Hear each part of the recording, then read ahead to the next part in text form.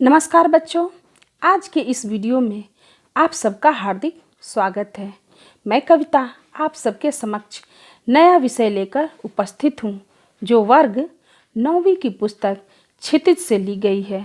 पाठ का नाम है बच्चे काम पर जा रहे हैं। यह राजेश जोशी जी द्वारा रचित कविता है। जोशी जी ने इस कविता के माध्यम से बाल मजदूरी जैसी भयावह समस्या पर समाज का ध्यान आकर्षित कराना चाहा है। प्रस्तुत कविता के माध्यम से कवि ने बच्चों से उनका बचपन छीन जाने को बहुत ही प्रभावी ढंग से व्यक्त किया है। कवि सामाजिक और आर्थिक व्यवस्था पर व्यंग करते हुए कहते हैं कि ऐसी व्यवस्था किस काम की जिसमें बच्चे खेल, शिक्षा और जीवन के उमंग से वंचित रहे। कविता प्रारंभ करने से पहले मैं आप लोगों को राजेश जोशी जी का जीवन परिचय बताना चाहूँगी। राजेश जोशी का जन्म मध्य प्रदेश के नरसिंह जिले में सन 1946 में हुआ था। राजेश जोशी ने MSc और MA की डिग्रियां हासिल की और फिर एक बैंक में नौकरी करने लगे।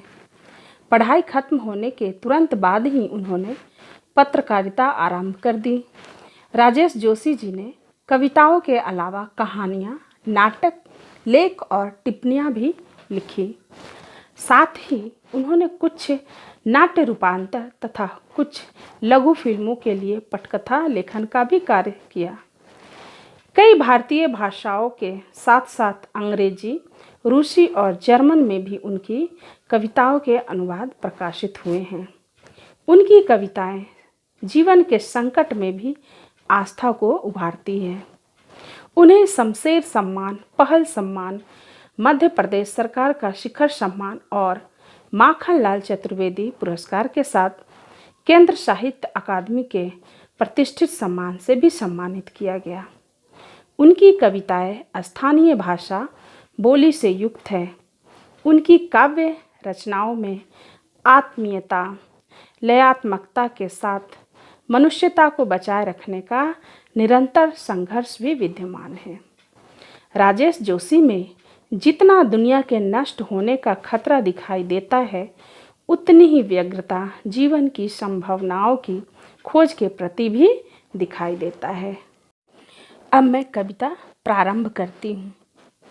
कोहरे से ढकी सड़क पर बच्चे काम पर जा रहे हैं सुबह सुबह। यहाँ कुछ शब्दार्थ भी है। कोहरा मतलब ओस होता है और विवरण का मतलब व्याख्या होता है। प्रस्तुत पंक्तियों में कवि राजेश जोशी जी ने हमारे समाज में चल रही बाल मजदूरी की समस्या को दिखाया है और हमारा ध्यान इस समस्या की ओर आकर्षित करने की कोशिश की है। कवि ने कविता की प्रथम पंक्तियों में ही लिखा है कि बहुत ही ठंड का मौसम है और सुबह सुबह का वक्त है।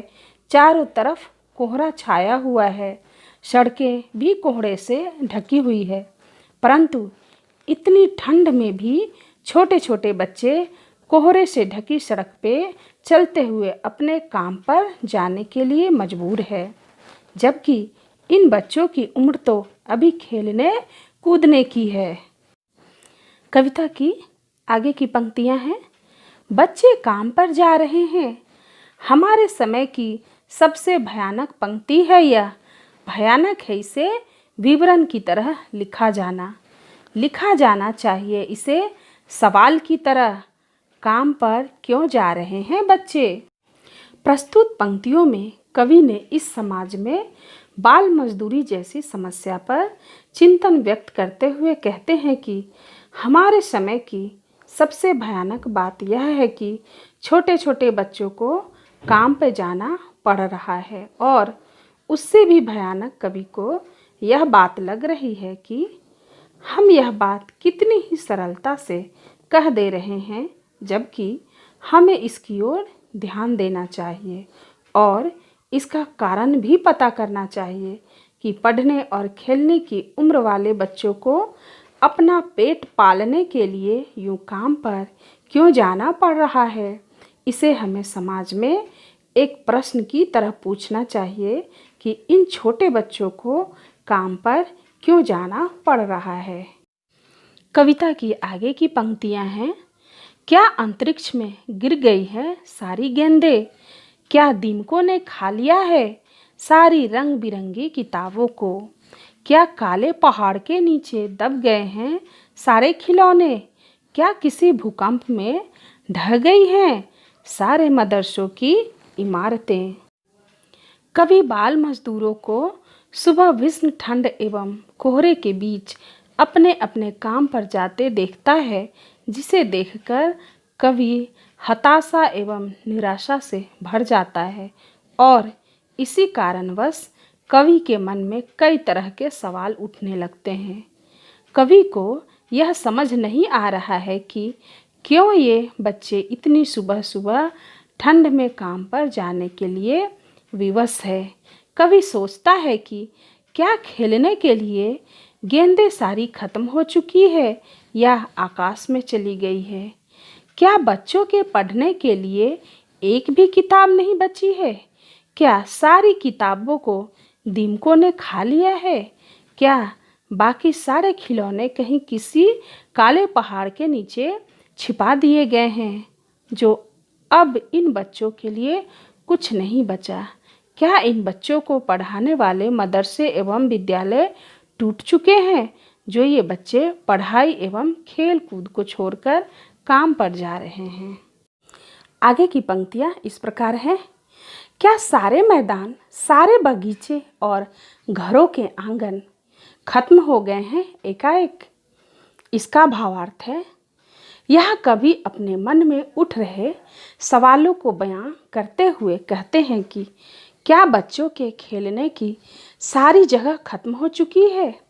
क्या सारे मैदान जहां बच्चे खेलते थे, सारे बागीचे जहां बच्चे टहला करते थे एवं सारे घरों के आंगन खत्म हो चुके हैं, जो इन बच्चों के पास अब कुछ नहीं बचा, इसलिए ये सुबह सुबह काम पर जा रहे हैं? आगे की पंक्तियां हैं। तो फिर बचा ही क्या है इस दुनिया में? कितना भयानक होता अगर ऐसा होता। भयानक है लेकिन इससे भी ज़्यादा यह कि है सारी चीज़ें हस्व मामूल। यहाँ हस्व मामूल का अर्थ होता है यथावत। अब हम कविता की इन पंक्तियों का भावार्थ बताते हैं। कवि के अनुसार छोटे छोटे बच्चे काम पर इसलिए जा रहे हैं क्योंकि दुनिया की सारी खेलने की चीज़ें जैसे गेंद, खिलौने, बागीचे, मैदान, घर का आंगन इत्यादि खत्म हो चुकी है। उनके पढ़ने के लिए सारी किताबें, विद्यालय एवं मदरसे खत्म हो चुके हैं। कवि आगे कह रहे हैं कि अगर सच में ऐसा होता तो यह कितनी भयानक बात है और इस दुनिया के होने का कोई अर्थ ही नहीं। परंतु कवि को इससे भी ज़्यादा भयानक तब लगता है जब उसे याद आता है कि बच्चों के खेलने कूदने की सारी चीज़ें उपलब्ध हैं और उसके बाद भी बच्चे काम पर जाने के लिए विवश हैं। इसी कारण कवि हताश एवं निराश हो जाता है। कविता की अंतिम कुछ पंक्तियाँ इस प्रकार है। पर दुनिया की हजारों सड़कों से गुजरते हुए बच्चे, बहुत छोटे छोटे बच्चे काम पर जा रहे हैं। इसका अर्थ है, कवि के अनुसार कवि सोच रहे हैं कि दुनिया में स्थित सभी खेलने कूदने की जगह एवं चीज़ें खत्म हो गई है और इसलिए बच्चे काम पर जा रहे हैं। लेकिन जब यह देखते हैं कि सारे चीज़ें एवं जगह दुनिया में पड़ी हुई है, तब उनमें चिंता घर कर जाती है, क्योंकि उन्हें यह समझ नहीं आता कि इन सारी चीज़ों के मौजूद होने के बाद भी आखिर छोटे छोटे बच्चे दुनिया की हजार हजार सड़कों से चलकर अपने अपने काम पर जाने के लिए विवश है। इसलिए उन्होंने हमारे सामने यह प्रश्न उठाया है कि काम पर क्यों जा रहे हैं बच्चे।